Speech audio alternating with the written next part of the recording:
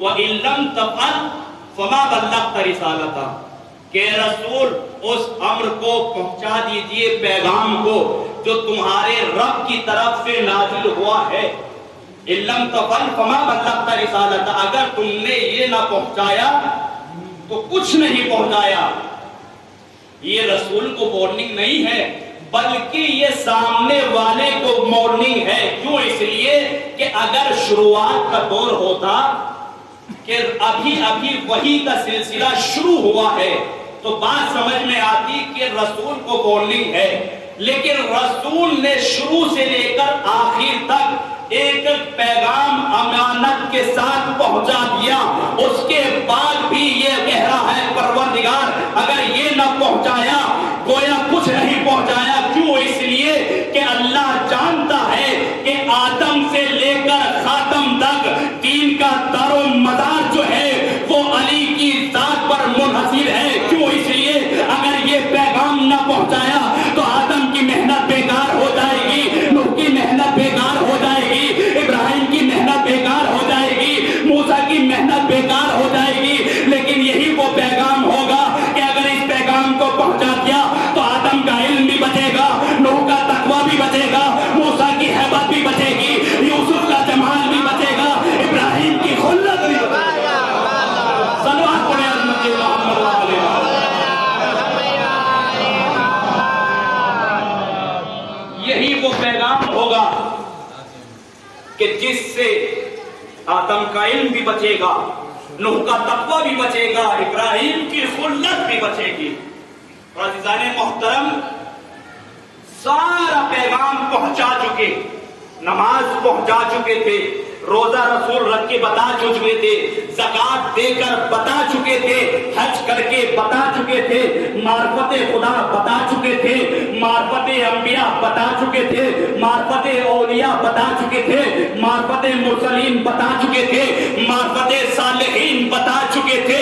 یعنی بس نتیجہ یہ ہے کہ پورا آدم سے لے کر خاتم تک پورا دین ایک طرف اور غدیر کے دوپہر کا اعلان ایک طرف۔ صلوات پڑھیں حضرت محمد علیہ۔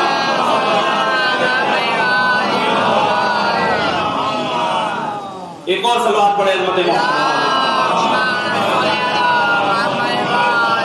تو لہذا یہ پیغام کوئی معمولی پیغام نہیں تھا، بہت سو کے کلیجے جلے تھے۔ ابھی وہ بچہ پڑھ کے گیا تھا اور اللہ جو ہے اس کے جذبے کو سلامت رکھے، ننھا سا بچہ اتنے آدمیوں کے ساتھ سامنے بول گیا۔ یہی تو وجہ ہے کہ شاعر نے کیا خوب کہا ہے کہ اسکول کے کالج کے نہ مدرسے کے ہیں محتاج، اسکول کے کالج کے نہ مدرسے کے ہیں محتاج، یہ مدرسے مجلس و محفل کے پڑھے ہیں۔ توجہ کیجیے گا، یہ مدرسے مجلس و محفل کے پڑھے ہیں۔ اے شیخ حرم ان کی فضیلت کو نہ تو پوچھ، اس قوم کے بچے تیرے بھوڑوں سے بنے۔ شیخ حرم ان کی فضیلت کو نہ تو پوچھ، اس قوم کے بچے تیرے بھوڑوں سے بڑے۔ تو لہذا یہ دل کو بھی جلانے والا واقعہ رونما ہوا تھا، اور یہی تو وجہ ہے کہ ایک شخص جب امام موسیٰ کاظم علیہ السلام کے پاس آیا اور اس نے سوال کیا، مولا رسول اللہ نے یہ حدیث فرمائی اولنا محمد اوسطنا محمد وآخرنا محمد وکلنا محمد۔ سب کو اس کا ترجمہ معلوم ہے، ہمارا پہلا بھی محمد، درمیانی بھی محمد، آخر بھی محمد، ہم سب کے سب محمد ہیں۔ یہ حدیث کیوں نہیں فرمائی اولنا علی اوسطنا علی وآخرنا علی وکلنا علی؟ ہمارا پہلا بھی علی، درمیانی بھی علی اور آخری بھی علی۔ یہ کیوں رسول نے نہیں فرمایا؟ بس مولا نے مسکرا کر جواب دیا، جب لوگوں کے گلے سے ایک نہیں اترا تو بارہ کیسے اترا؟ اور یہی تو وجہ ہے کہ شاعر کہتا ہے کہ نظام انتقام کی किबरिया को कौन समझेगा? तवज्जो कीजिएगा, निजाम इंतकाम में किबरिया को कौन समझेगा? दरिंदे की हलाकत में दरिंदा लग ही जाता है, दरिंदे की हलाकत में दरिंदा लग ही जाता है। तो अदावत हैदर कर्रार की कब रास आती है? निफाक आलूद गर्दन हो तो फंदा लग ही जाता है,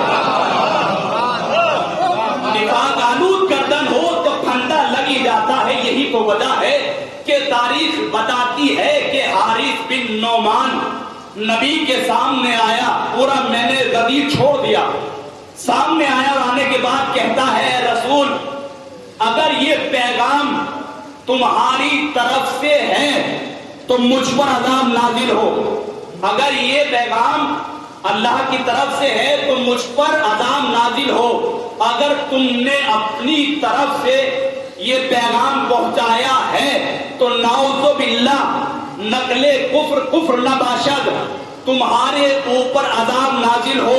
बस इतना साइल का सवाल करना था, आसमान से एक पत्थर आया और वहीं पर दुश्मने अली को नीस्तो नाबूद कर दिया।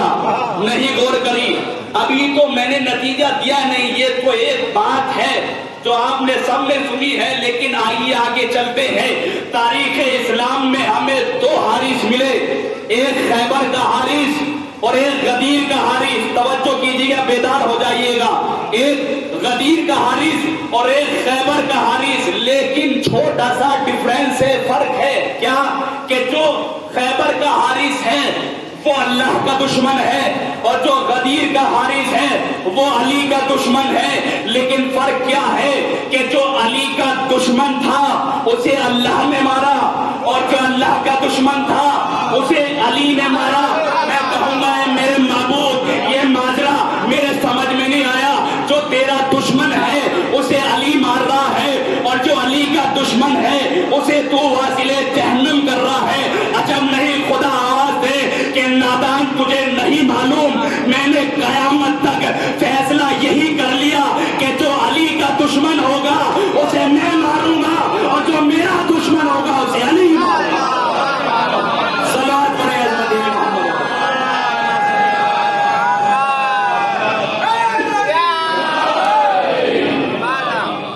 एक और सलात पढ़े हज़रत मोहम्मद।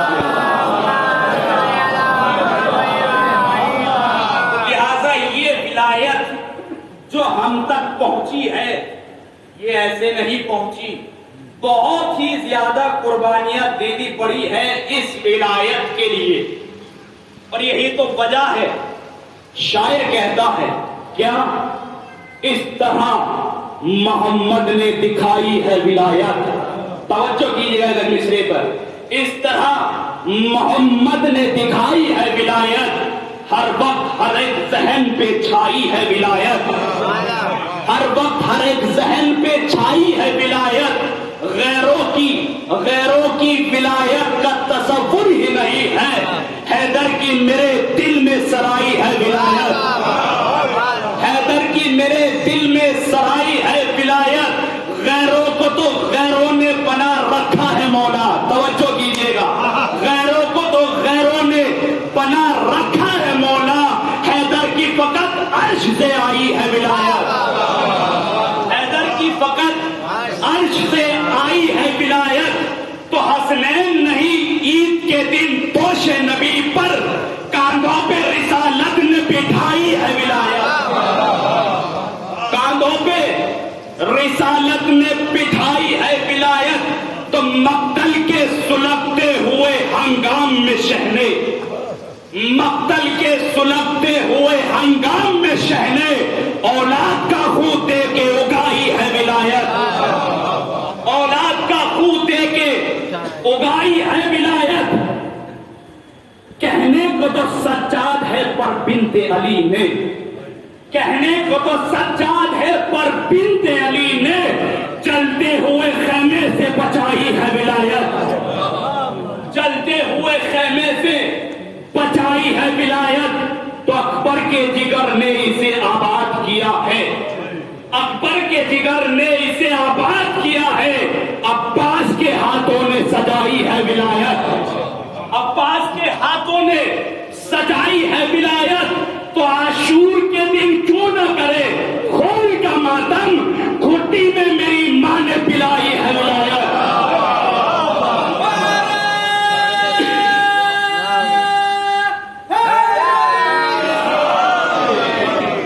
عاشور کے دن کیوں نہ کرے خون کا ماتم، گھٹی میں میری ماں نے پلائی ہے ولایت۔ محسن کا لہو کہتا ہے یہ سارے جہاز سے خون ابو طالب کی کمائی ہے ولایت۔ صلوات پڑھے احمد محمد والے۔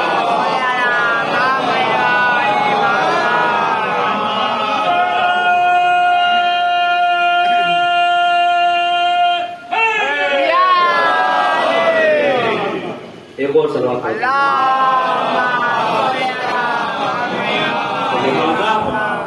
یہ ولایت کوئی آسان طریقے سے ہم تک نہیں، بہت قربانیاں دی گئی ہے اس ولایت۔ اگر ہم ولایت تک آ جائیں تو یہ کافی نہیں ہے، بلکہ ہمیں اور آگے جانا ہے۔ ہمیں اپنے آپ کو ایسا سنوارنا ہے کہ مولا خود اٹھ کر کہیں یہ ہمارا شیعہ ہے۔ مثال دیتا ہوا چلو، اگر ہم ولایت تک آ گئے یہ کافی نہیں۔ مثال کے طور پر ہم نے کسی کا گھر پا تو لیا، ہم نے کسی کا گھر پا تو لیا، نوکر ڈور ہم نے کر تو دیا، لیکن کیا اندر جو گھر بیٹھا ہے وہ ہم سے ملنے کے لیے راضی ہے یا نہیں؟ کہیں ایسا تو نہیں وہ یہ کہہ دے کہ جاؤ کہہ دو ہم گھر پر نہیں ہیں؟ کہیں ایسا تو نہیں؟ اپنے آپ کا محاسبہ کریں۔ ایک ہوتا ہے، دوسری قسم کیا ہوتی ہے، نوکر ڈور کیا، دق الباب کیا، گھر والے نے بلا تو لیا لیکن سیدھے منہ بات کرنے کو تیار نہیں ہے۔ کیوں؟ کیونکہ ہم نے اس کا دل دکھایا ہے۔ کہیں ایسا تو نہیں کہ ہم نے امام کا دل دکھایا ہے؟ تیسری قسم اور ہوتی ہے، دق الباب کیا، اندر آئے، صاحب کھانا بات کر رہا لیکن اس مزاج سے نہیں کر رہا جو ہمیں کرنا چاہیے تھا۔ پانچویں قسم، دق الباب کیا، داخل ہوئے، اب جو گفتگو شروع ہوئی خوشی کے ساتھ ہوئی، یعنی ملاحظہ یہ فرمایا کہ یہ جو صاحب گھر ہے یہ ہم سے بات کرنے کے لیے راضی ہے۔ آگے قسم کیا ہوئی، ہم دق الباب کیا، ہم نے ابھی صحیح سے گھر داخل نہیں ہوئے تھے، صاحب گھر نے بڑھ کر ہمارا استقبال کیا۔ ہوتا ہے نا یہی۔ آگے اور چلے، ابھی ہم نے دق الباب بھی نہیں کیا تھا کہ اس نے دروازہ کھولا اور کہہ کر کہا کہ ہم تمہارے ہی منتظر تھے۔ بس عزیزان محترم، ہم سب کو اپنے اپنا نفس کا محاسبہ یہ کرنا ہے کہ ہم کس قسم میں آ رہے ہیں، ہمیں کیسا ہونا چاہیے۔ ہمیں ایسا نہیں ہونا چاہیے کہ ہم نے ولایت حاصل تو کر لی لیکن مولا نے ہماری طرف نہیں دیکھا، بلکہ ہمیں ایسا ہونا چاہیے کہ مولا فخر سے پکار کر کہے یہ میرا شیعہ آ رہا ہے، اس کے استقبال میں بڑھو۔ ایک صلوات پڑھے احمد محمد والے۔ اور یہ کب ہوگا کہ جب کسی کا دل نہ دکھایا ہو۔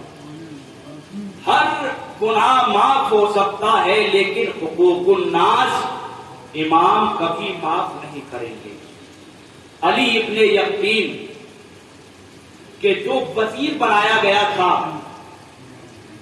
اس کے پاس ایک ابراہیم جمال بولتے ہیں اونٹوں کو چرانے والا، وہ یہ سوچ کر آ گیا کہ یہ اپنا شیعہ ہے لیکن انہیں کچھ کام رہا ہوگا، ملنے سے منع کر دیا۔ اس کا دل دکھا، دل شکستہ ہوا، آنکھوں میں آنسو آئے، واپس پلٹ گیا۔ اب علی ابن یقین امام سے ملاقات کرنے کے لیے منتظر ہیں، اجازت نہیں ملی۔ ہر بار امام بلاتے تھے لیکن اس بار نہیں بلایا. کئی دفعہ علی ابن یقین گئے لیکن امام نے واپس کر دیا. لیکن امام کو ہدایت کرنی تھی. اس کے بعد کہا کہ جا کر کہہ دو جس کا تم نے دل دکھایا ہے جب تک وہ تمہیں معاف نہ کرتے ہم تمہیں زیارت کے لیے نہیں بلائیں گے. اللہ اکبر. اندازہ لگائیے گا, ایک کسی کا دل اگر دکھ جائے تو امام اسے اپنی بارگاہ میں نہیں بلاتے. اب ہمیں محاسبہ یہ کرنا ہے, کیا ہم امام سے دور ہے اس کی وجہ یہ تو نہیں کہ ہم نے کسی بھائی کا دل دکھایا ہے, کسی والد کا دل دکھایا ہے, کسی ہمسایہ کا دل دکھایا ہے. یہ ہمیں دیکھنا ہے. اب وہ پشیمان ہوا, اپنی غلطی کا احساس ہوا, کہا مولا وہ تو دور ہے, ہم حج کے لیے آئے ہوئے ہیں, اب کیا کریں ہم. تو مولا نے کہا تم اتنا ہی تمہیں کرنا تھا, باقی ہماری ذمہ داری ہے. فلاں قبرستان میں جانا, وہاں پر ایک اونٹ ہے اس کے اوپر بیٹھ جانا, چشمے زدن میں تم ابراہیم جمال کے گھر پہنچ جاؤ گے. بالکل امام کے کہنے پر وہ وہیں گئے, اونٹ دیکھا, بیٹھے, چشمے زدن میں وہاں پہنچ گئے. دق الباب کیا, ابراہیم جمال آئے. وقت کا وزیر اگر در پر آ جائے اچھے اچھے کے ہوش اڑ جاتے ہیں. انہوں نے ہاتھوں کو جوڑا, کہا علی ابن یقین کیا مجھ سے کوئی غلطی ہو گئی؟ کہا تم سے غلطی نہیں ہوئی, غلطی ہم سے ہوئی ہے, مجھے معاف کر دو. اتنا سننا تھا. ابراہیم نے فوراً کہا کہ میں نے معاف کیا, لیکن اللہ رے معرفت علی ابن یقین کا ایسے معافی نہیں چاہیے.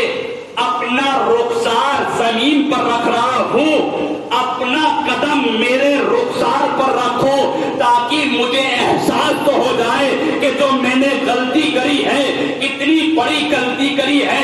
جب اس نے یہ کر لیا اور احساس ہو گیا اور امام کی خدمت میں واپس آیا تو اب امام نے پڑھ کر استقبال کیا کہ آؤ اب تم اس قابل ہو گئے کہ ہم تمہاری زیارت کے لیے آئے. ایک صلوات پڑھے محمد.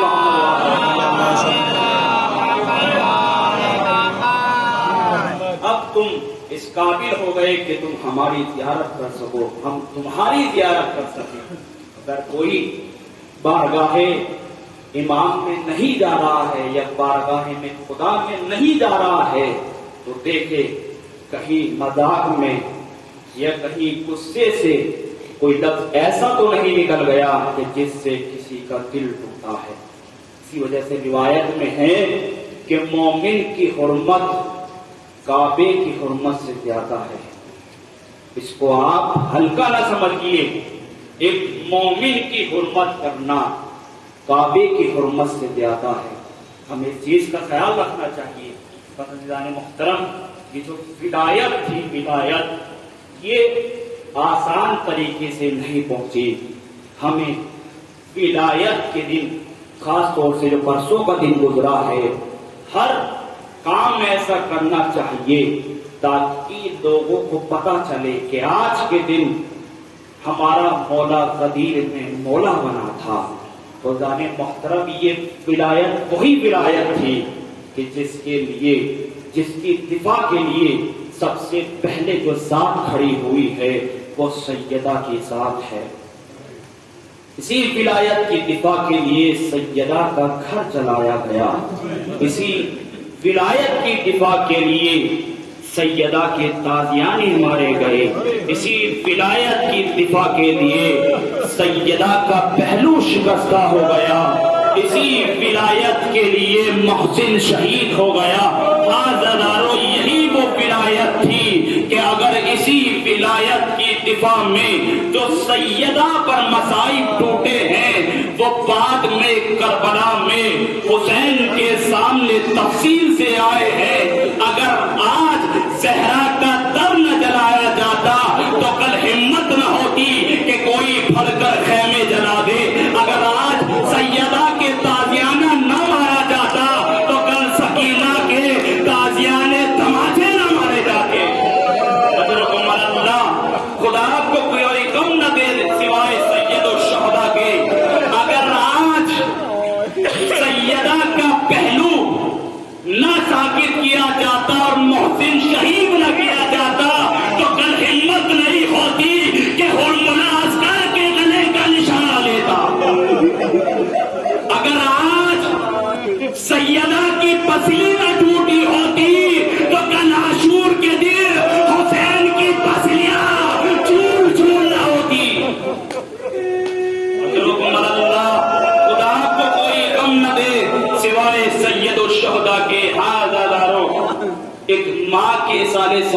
मजलिस है। माँ और बेटे में बहुत मोहब्बत होती है। न बच्चा माँ के बगैर रह पाता है और न माँ बच्चे के बगैर रह पाती है। लेकिन जब हम हुसैन को देखते हैं और हुसैन की माँ को देखते हैं तो हमारा गम हो जाता है। आपने सुन तो लिया कि सैयदा की पसलियां टूटी हुई थी, जरा महसूस तो करे, अगर पसलियां टूट जाती है तो कितनी तकलीफ होती है। जरा आइए मैं आपको एहसास दिलाता हुआ चलो, ईरान में आ गए अंसारियान, बहुत ही मशहूर और मारूफ खतीब था, मजलिस पढ़ रहे थे, सैयदा के मसाइब बयान किए जा रहे थे। मसाइब खत्म हो गए। मसाइब खत्म होने के बाद हर कोई थोड़ा से गिरिया करने के बाद चला गया, खाना लगाया गया, तबर्रुक दिया गया, हर कोई ले लेकर चला गया। लेकिन एक शख्स ऐसा था कि जो बैठा हुआ रोता रहा, उसका गिरिया कम न हुआ। अरे खादिम दौड़ा हुआ आगा के पास आया और आकर कहता है, आगा तुमने ऐसा क्या पढ़ दिया कि एक शख्स का गिरिया खत्म नहीं हो रहा। अरे आगा बारगाह में आए, आने के बाद उसे गले से लगाकर रोए, बहुत रोए। उसके बाद अपने आप को संभाला, संभालने के बाद कहा, भाई मुझे ये तो बता दे, मेरी ऐसी कौन सी बात ने तुझे इतना रुला दिया। अरे जुमला सुनिएगा, वो तड़प के कह